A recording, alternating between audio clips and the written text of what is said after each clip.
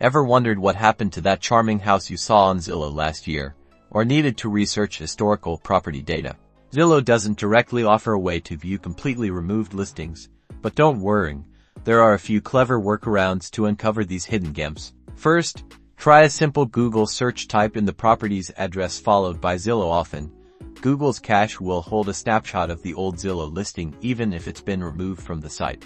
Look for the little green arrow next to the Zillow link in the search results. Click it and select cache. This will show you the version of the page Google saved. Another option is to check other real estate websites like Redfin or Realtor.com. They might have archived the listing information, even if Zillow hasn't. For official records, visit your county's property appraiser's website. These sites often contain historical ownership data, property details, and even past sales prices. Just search for the property address. You can also utilize the Wayback Machine, an internet archive. Enter Zillow's URL followed by the specific address of the property you're researching.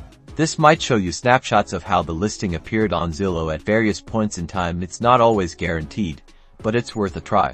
So, whether it's for historical research, comparative analysis, or simply satisfying your curiosity, these methods can help you unearth those old Zillow listings. Good luck.